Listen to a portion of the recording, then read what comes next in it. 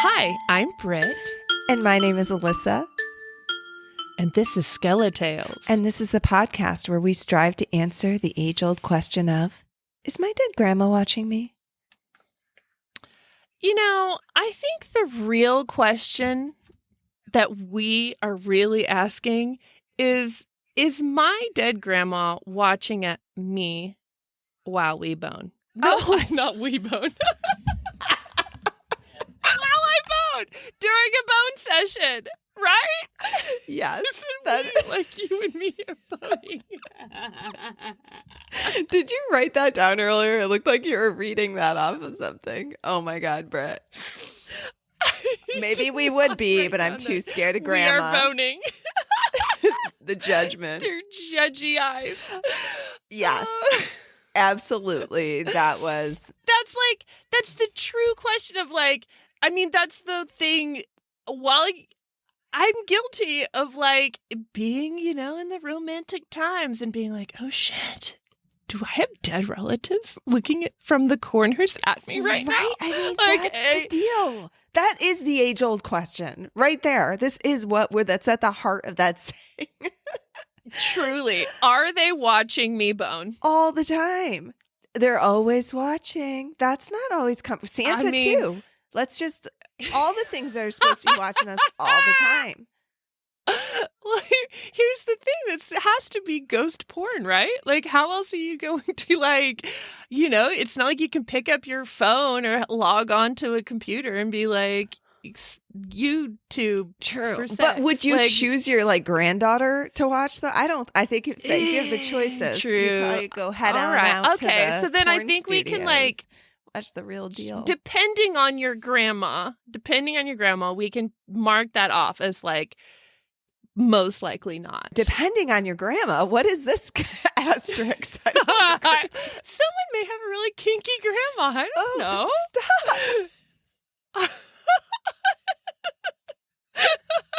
You're blushing so much. Oh my God. I feel like twists and turns. They wouldn't watch. Getting back to the core of it, is your dead grandma watching you? No, I don't think so. Not in those intimate moments. Your grandma should respect your space. That's right. Get with it. Not cool, grandma. Oh my God. Yeah, grandma. Doors closed. Back off. Sock on the handle. Not allowed. I thought you said suck on the handle. So, Britt. We get into some stuff. Did you suck on anything interesting this week, Britt? Let's get back to it. We're not going there again. Our weekly question. Oh my God. We don't always talk about sucking things here on Skeletales. Almost every single episode. At least once. Shit.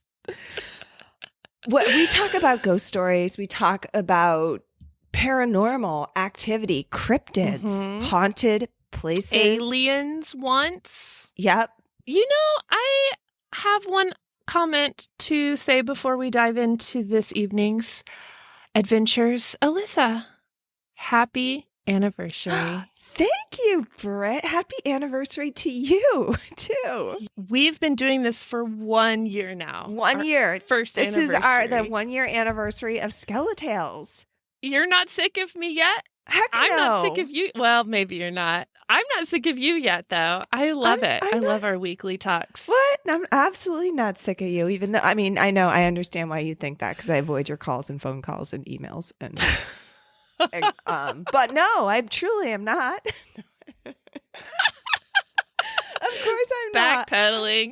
It's great. Still, no, I love it. It's so fun. I can't even believe it's been a year. It's just zipped by. My brain cannot fathom that it has been a year. Once a week. I know. I feel like we should have a party. Let's start planning a party, and it might be planned by year number 2.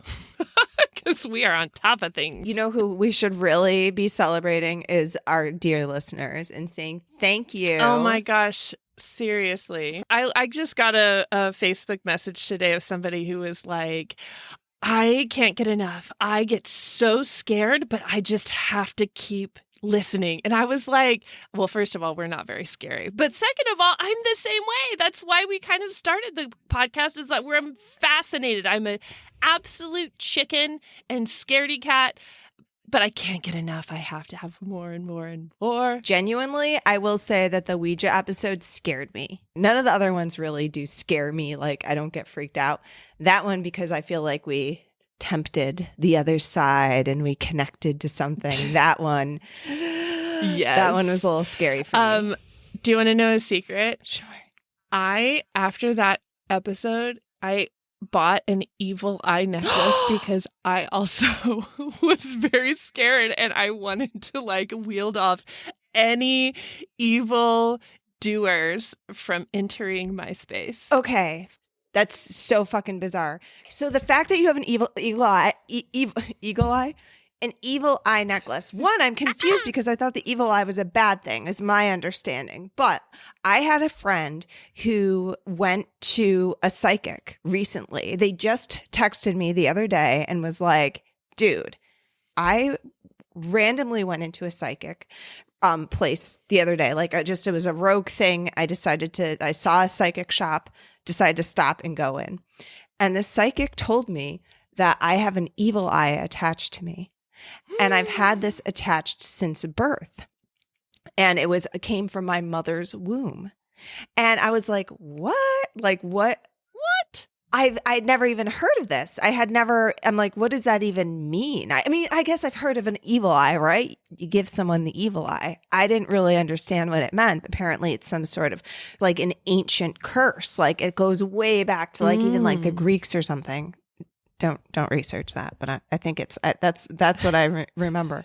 And it's like, it's believed to cause harm and illness and even death. And so if you're constantly kind of plagued with misfortune or like headaches and just ailments and you never seem to be able to get ahead in life, then that's signs, a quote unquote, I'm doing the quote signs that you have an evil eye attached to you. And some say it was like placed upon you like with jealousy, like a lot of people, if you're in the public eye or something, because people are jealous of you.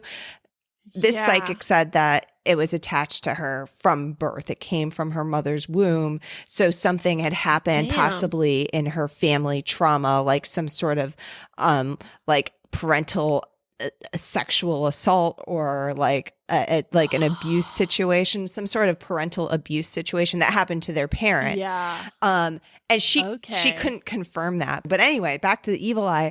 So she's like, apparently the evil eye, there's little hands. Do you know what I'm talking about? The little like yoga hand. It looks like this. Yeah. I researched that a little bit. I want to say that starts with the A. I know what you're talking about, but I am curious, is your friend tormented with misfortune?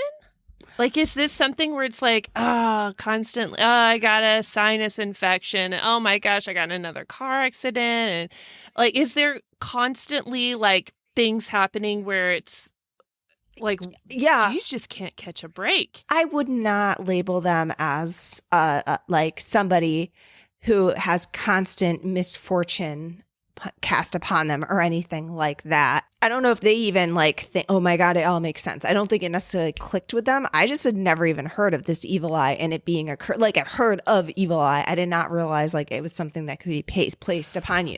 Well, the little like blue,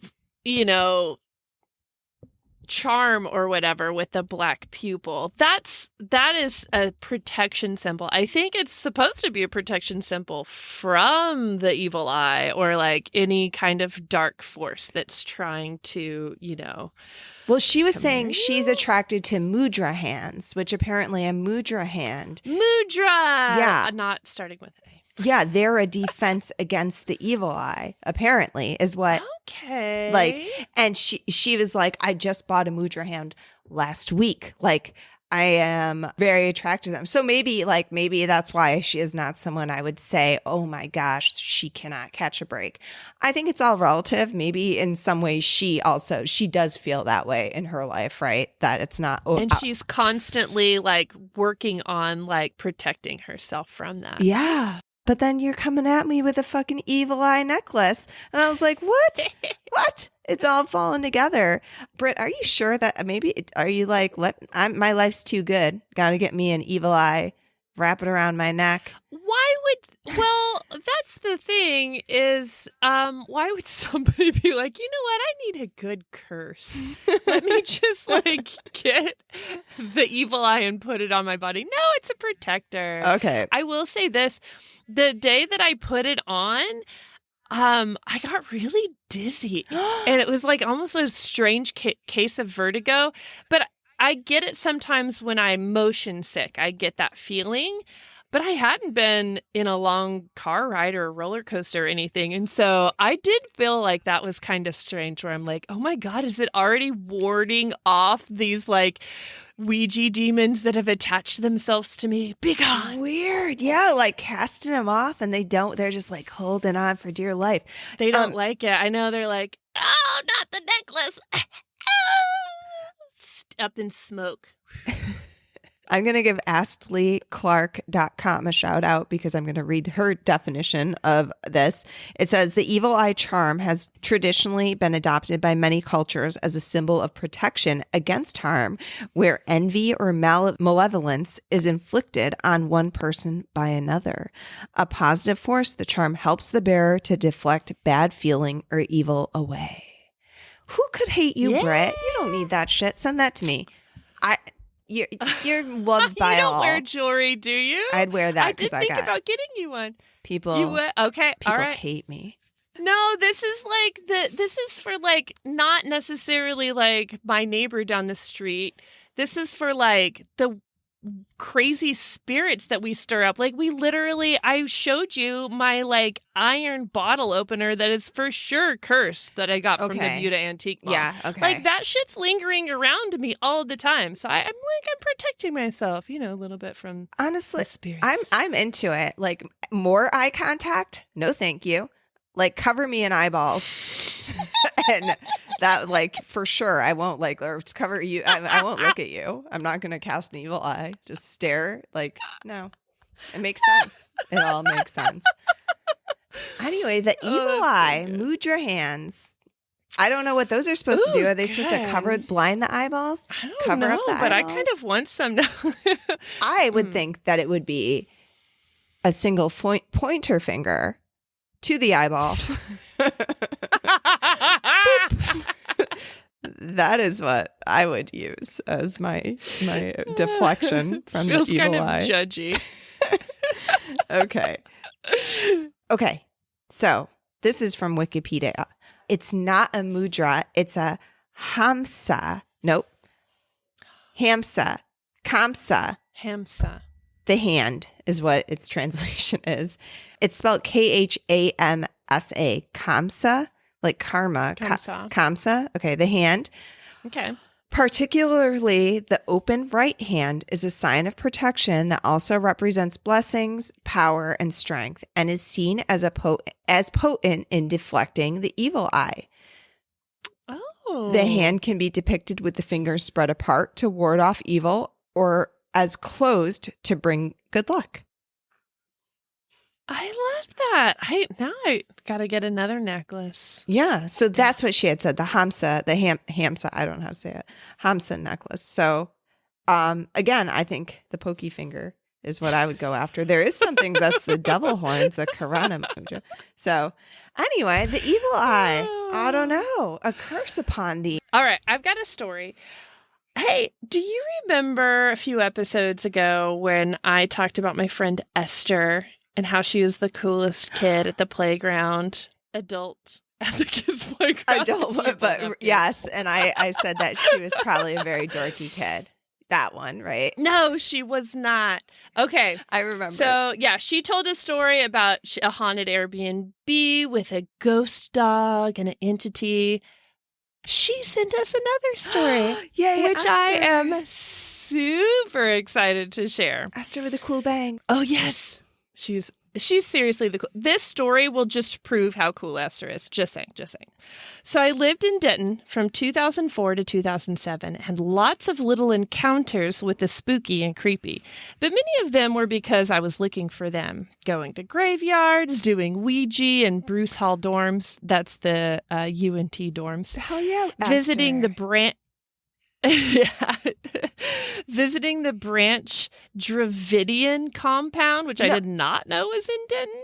Wait, no, the Branch Davidian. Wait. Davidian? Not, there's an R here. Davidian? The Branch Davidian compound in Waco, I thought. Yeah. Oh, maybe she went to Waco to visit the compound. That's David Koresh. Okay, because Waco's that's like an hour from Denton. You should just do the Branch Davidian thing again. I don't want to correct you all the time in it. Do you think? I'm okay. You're okay? This is more about me. This is why people have the evil eye on me. I fucking know it all. Well, no, it's good to know about the Waco. You can correct me. It's fine. I'm good. All right, these are the places you went. Carnival, graveyard, abandoned houses, etc. What? A carnival graveyard? Wait, stop. Everything she said and listed is so interesting. What the fuck is a carnival graveyard? Okay, we're going to need several stories from Esther. I don't know. I need to follow up. Okay. My guess is used to be a carnival. And now there's just abandoned, broken carnival games and creepy clown faces everywhere. Bury all their carnies. Out there, all this sideshow deaths. Oh, there's stuff sticking out of the ground. Oh, that's creepy. All right. This particular event was one of the clearest and unprovoked interactions I've ever had. I was living in a crowded house called the Pink House on Mulberry Street. Lots of people, lots of parties, always noisy. I was pretty into being cool. Yeah. And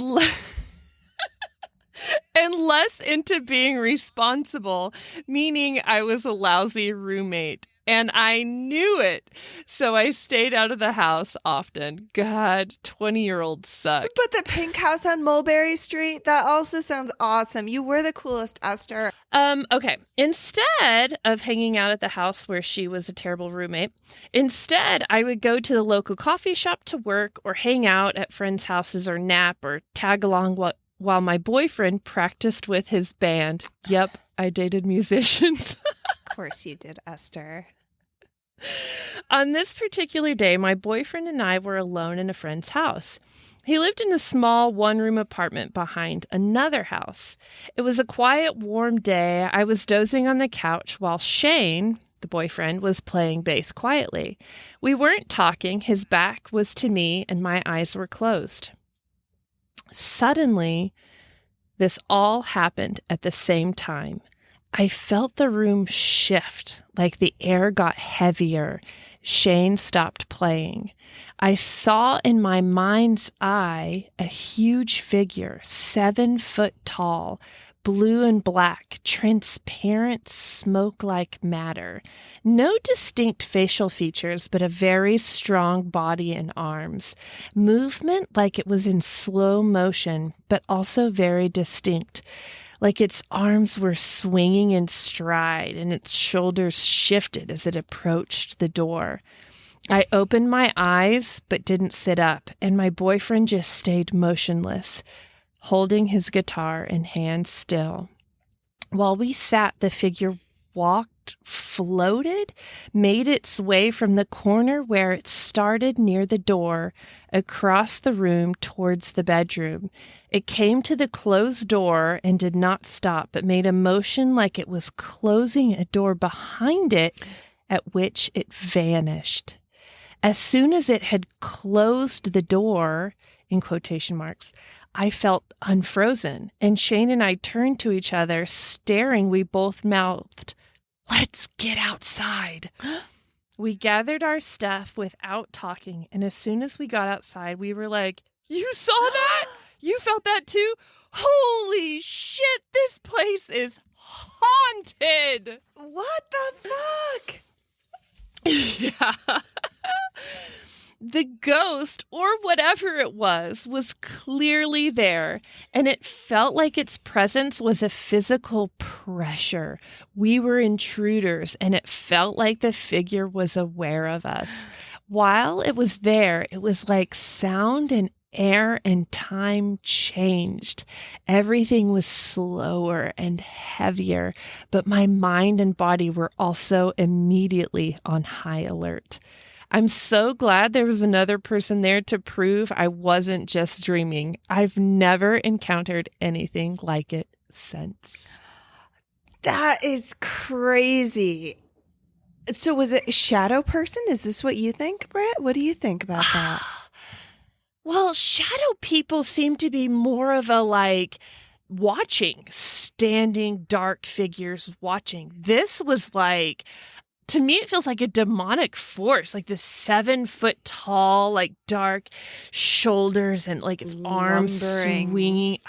Lumbering, yes. Maybe I don't invite enough of this shit into my realm. That's why I've never seen a ghost or anything. Because she's at freaking carnival graveyards and regular graveyards and Ouija boards and all of this shit that it seemed on point for this to happen to her because she has invited it. Yeah, you or think? something. But but the boyfriend seeing it too. I mean, didn't has its spooky stuff. I went. My friend Andrew was house sitting one time and he invited us over. He's like, it's got a hot tub, y'all. So we all came over he was the worst house sitter, I bet.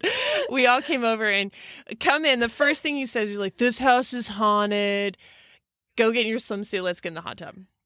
So I go upstairs and I'm changing. And at this point, I had already seen all of my spirit figures, the guy in the bed and the guy walking across the room. And so I was like, I got this. I'm familiar. It's fine. But this was different. I was changing into my bathing suit. So already in a vulnerable state because I'm naked. And I, no joke, hear on the other side of the room the creaking floorboards of somebody walking across the room. I don't see anything. Everything at this point has been visual, no audio. And I hear in this old bedroom, and I was like, I threw on the bottoms or whatever, and I dashed out. I was like, you were right, it's haunted. And that was it. And then we got in the hot tub. You but don't belong here. You're not the house Denton. I'm going to correct you because I don't think that he was the worst house sitter ever. I just love that you keep correcting me.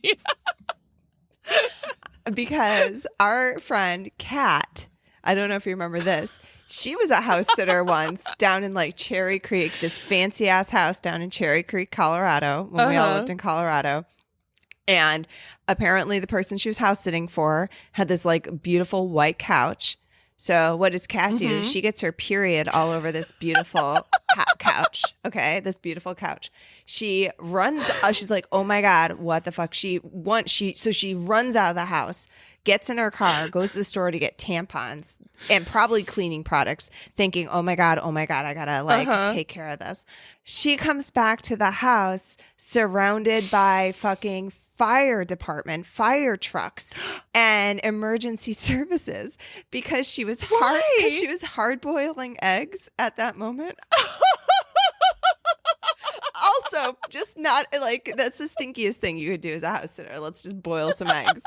That I didn't even. And while she was gone, the eggs boiled down and the pot smoked to high hell. I don't think it actually caught anything on fire. Do you remember this? The fire alarms go off. The freaking fire trucks and police and everyone shows up, all because she got her freaking period on. And so once that leaves, she still has to clean up her period off the white couch. And then the house forever smells like boiled eggs. Yeah, boiled, burnt boiled eggs. Burnt boiled eggs. So. Oh, shit. I forgot about all of that. No, she house sat one time and she tripped over, I think it was the vacuum cord, and broke her foot. Do you remember that? No, I don't see. I don't know. Still, I think we've just proven. No, okay. Kat, I think we might need to buy you an evil eye necklace also. Oh, yeah. for house sitting purposes. Only for everyone gets a necklace. Ching. Proved our point. Ooh. But I wonder what song the boyfriend was playing on the guitar now. though, too, on the bass. Maybe he was playing. Shit, he summoned it. Yeah, like what's a devil's song? What song was he playing, Britt? You know which song I always loved? It's not from the early 2000s, but there is a house. Oh, the House of the Rising Sun. Orleans. By the Animals. They call the rising sun. Yeah, Summon the Devils. Not like a Beatles song backwards. Maybe he was playing some like the Devil's chords. Anyway. Yeah. That's another possibility. Yeah. He had like unlocked some other dimension with his low bass playing. That's maybe my leading theory now. Boom, boom. And then the door opened. It's like, oh shit, gotta stop playing. Oh wait, that's up high. Boom, boom, boom, boom, boom, boom. Oh no. I'm like thinking of something more like maybe Spice Girls. Heavy metal? Oh. No. I'll tell you what I want, what I really, really want. You tell me what you really, really want. I want. Yes, he was going to tell him what he wanted, the really, really wanted. And then he's like, the song. You like, right. Fuck, I'm out of here. I think we nailed it. Nailed it. Solved. Okay, I'm convinced Esther's the coolest. And the coolest. Like now it's solidified. It can go on a trophy for sure. For sure. And the trophy would have bangs. Okay. I have another story. So this one comes from Stephen and my friend Laura Lenore. She's a hypnotist. She's on the Skeletales community. We did improv together. She's wonderful. She's lovely. She's funny. And she's a magnificent hypnotist in the Portland area. She might even do Zoom. I don't know. But you can find her if you're into that. So anyway, she had a friend who his name is Stephen. And Stephen had a story he wanted to send us. And so he says, "Hi, my name is Stephen. I was a paranormal investigator for a short while and had some cool stuff happen. I was investigating a hotel in downtown Portland. I started down in the laundry room, which was located in the basement of the building. The guy I was paired with that night was named Mike, but I called him Mikey. So we're down there with a recorder and a digital thermometer, just getting a baseline of all the noises and whatnot. It was late and I was a bit tired, so I sat down on the floor and just listened to the various noises of the room. I just happened to look up and saw about 10 to 15 feet away a glowing ball of light hovering off the ground, probably 6 feet. It was giving off its own light and frankly looked exactly like a headlight. I looked behind me to make sure no one was shining a light in and that nothing was creating the image or light. When I looked back, the ball flew up and around the giant wall of dryers. I ran after it immediately, but when I got behind the machines, it was gone. Mikey hadn't seen it, but as the evening progressed, we had consistent responses to the old shave and a haircut knocking. Ready? I'm going to demonstrate. Yeah. You're going to respond. You're the ghost here. Okay, ready? Okay. Mm-hmm.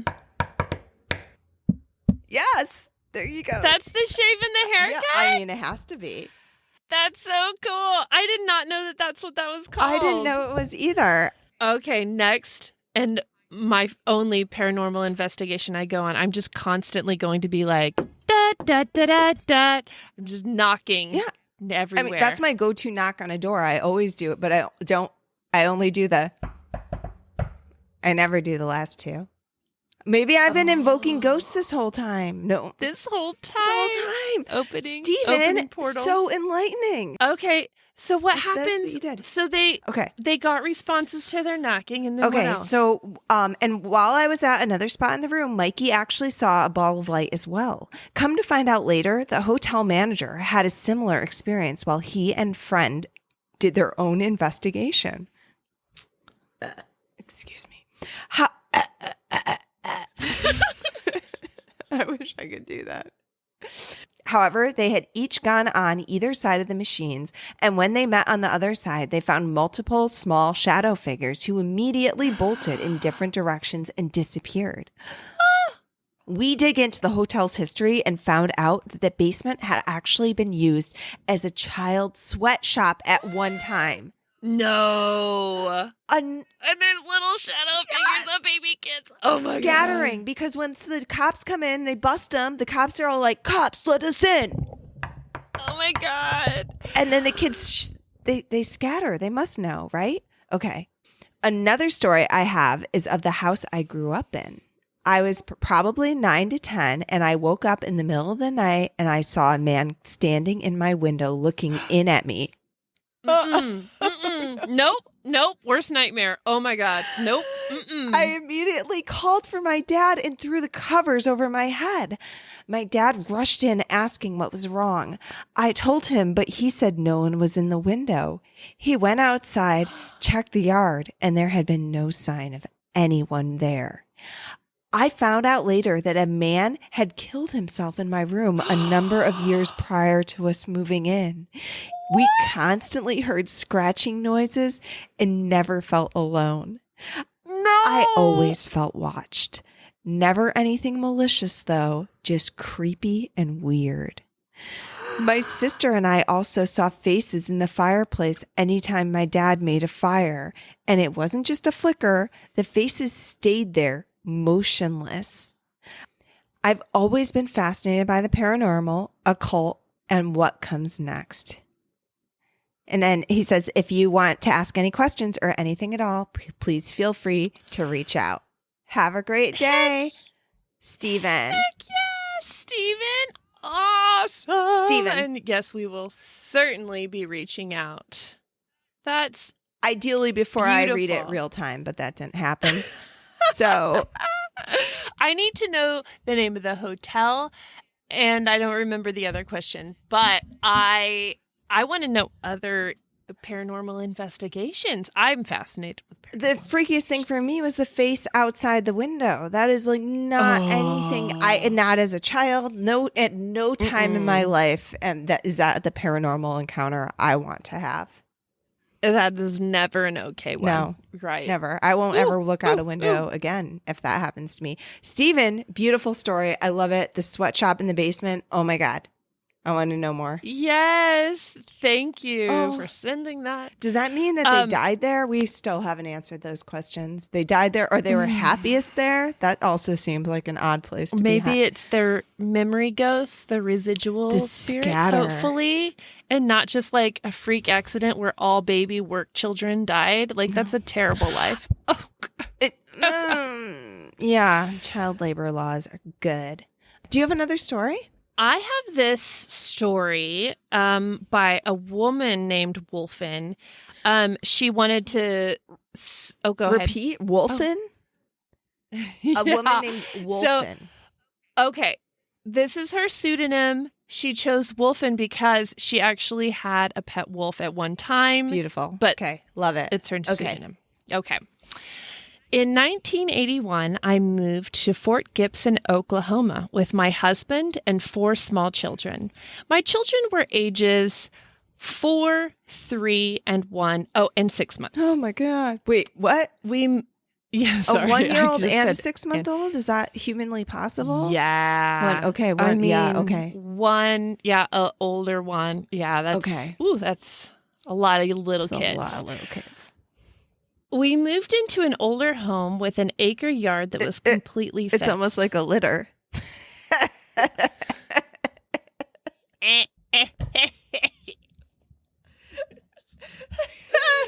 There's a little delay. It's late. I'm sorry about that. Almost an acre. This was all fenced, and it included the front yard. People had to come to the front gate and ring a bell so that I could come out to the gate and meet whoever was there. The house was built up on blocks and had a huge front porch. It was a beautiful piece of property, and we lived there for 5 years. Here's a little history of my town that you might find interesting. Fort Gibson was called the Graveyard of the West many, many years ago. It was said anywhere you walked that you'd be stepping on a grave. There are many places in this town that are said to be haunted. Now back to my story. I truly loved this piece of land and felt it was a perfect fit for my family. It had 2 large paper shell pecan trees, 2 fairly large Granny Smith apple trees, and 1 sand plum tree. We loved the fact that it was large and shady. The house was totally fenced in and offered a wonderful place for my children and dog to play. The first year, when the apples became ripe, my children would come running in with their arms full of apples. They would ask me to bake an apple pie. This went on all apple season. Of course, I was more than happy to bake a pie for them. So when the pecans fell, they would bring those in too and ask for pecan pie. One summer day, my oldest child came in with a huge bowl of strawberries that the neighbor had given him and asked me to bake a pie. He said, and I quote, "Mom, the people really want you to bake a pie because it smells so good." This stunned me for a moment. I was confused by his statement. Then I became worried. Our property backed up to an open field and some woods beyond. I thought maybe someone was coming to the back fence and talking to my children. I asked my son, "What people?" Wait for it. He replies, matter-of-factly, "The people that live under our house." To say the least, I was completely flabbergasted by this. I didn't really want to know, but I had to ask my child about how he knew that there were people under our house. He told me that when he and his siblings were out playing by one of the apple trees that was near our house, the people would start whispering to them to come over to the door access to under the house. They would then ask them to get me to bake a pie. I totally freaked out at this. I gathered up my children from outside. I told them to stay inside because I thought there might be a skunk in our yard. And I never lied to my children, but I felt that this was a justified reason to do so. I got my German Shepherd dog and went to the access door that went under the house. Oh, I was so frightened. I suspected that a homeless person or persons were living under my house. I found nothing. Nothing! I had sent my dog under the house first. Let me tell you, if someone was under there, she would have done her job. She came back wagging her tail. I crawled under the house to see if there was any sign of interlopers. Empty. Just pipes and dirt. Did I say that incorrectly? Interlopers? Okay, I'm not going to correct you again. Oh my God, I'm annoying. Empty. Just pipes and dirt. I decided to question each child separately about the quotation marks people under the house. Each one told the same story. I told my husband about the people under the house. He laughed and said our house or land was most likely haunted, that asking for pie because it smelled good was harmless. Besides, he remarked, "You make some damn good pies." Many days after that, I would sit near that door, but no one ever whispered for me to bake a pie. Yet the people under the house continued to whisper to my children when I wasn't around to fetch apples or pecans for me to bake pies because they smelled so good. Now, just curiosity from this area. I did get some information from, there's a girl, Hannah, who said, "I also live in Oklahoma, and I'm going to let you know that Fort Gibson is one of the largest internment campsites for Native Americans. My grandparents were sent there after the war in Texas. If it is a spirit, strawberries are very special in my culture, and it is also ceremonial. We usually eat strawberries and blueberries together for thanks and offer it to the spirits.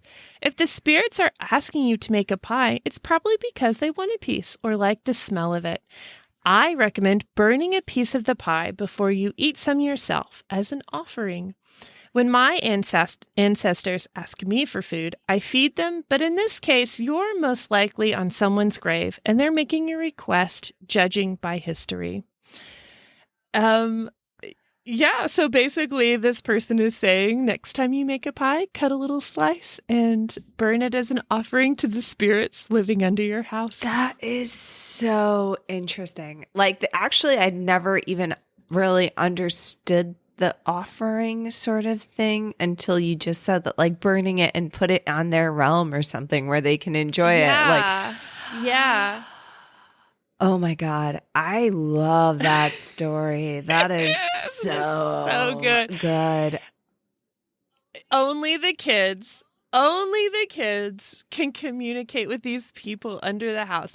And the fact that this town, Fort Gibson, I grew up in Oklahoma. I've not heard of it. So now I do feel like I need to like find it on a map. But like, well, yeah. The graveyard of the West, she's like, you can't step without stepping on, like, where are all these people coming from? So like, much, I mean, a lot of turmoil has happened in Oklahoma. So, I mean, it's a lot of Native American territory. So then obviously, you know, the loss of that side of things. But then even the more recent internment camps of Native Americans on that land also, it's just kind of like, it feels covered in loss and grief. But then the fact that is that history, but then it's just the sweetness.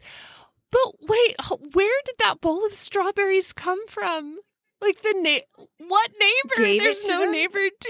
The kid rolls up in the house with a bowl of strawberry and says, they really want you to make some pie. Well, and then they can smell it. That's an interesting thing that, like, I don't know. I mean, that's interesting. Maybe they can smell, like, on that realm. That's one of the senses that can carry over. You don't have touch anymore necessarily, but you can have your sense of smell and sight. Yeah. Oh, I love it. I love that story. That had me goosebumps. I totally thought that they were going to bring in, like, a bony limb or a finger with their strawberries is where I thought it was going. That's where my brain was like, what are they going to bring inside? This is going to be gross. But actually, I got one of my first Skeletales complaints recently.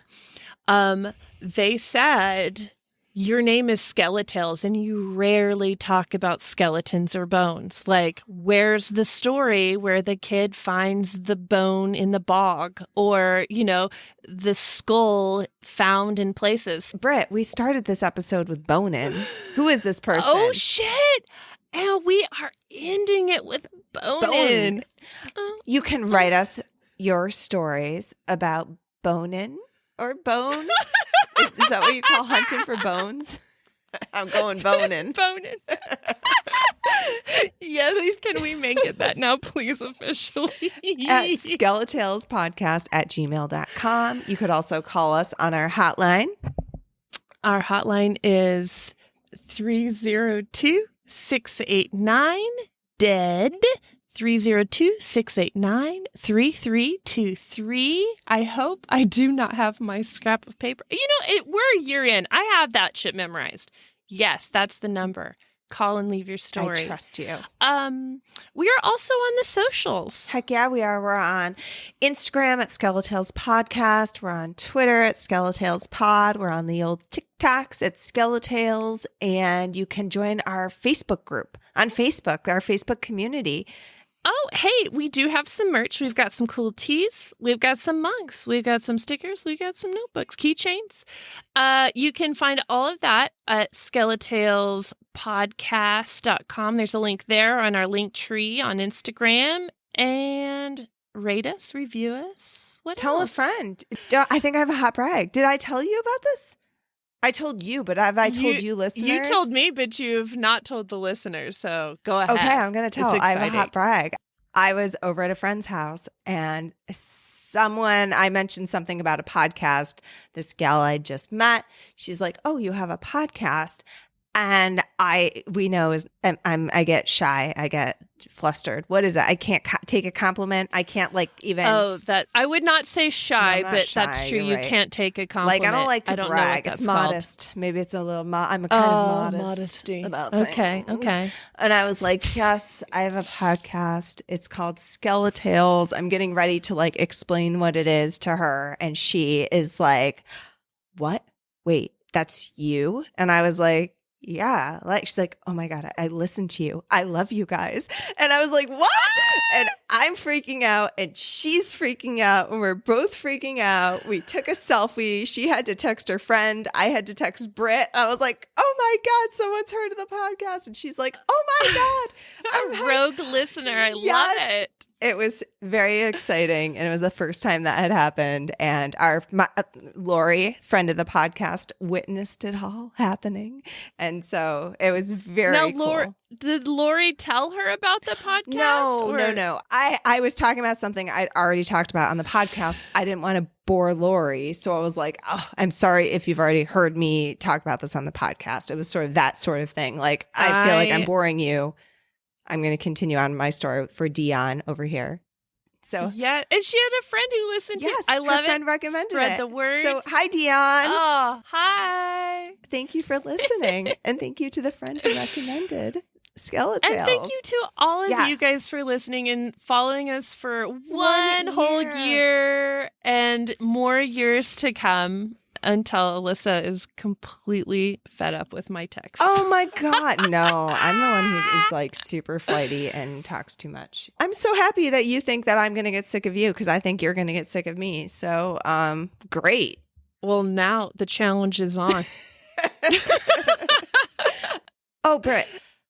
Hey, what? Britt. One more thing, Britt. Yes. Huh. What? Hunt you later.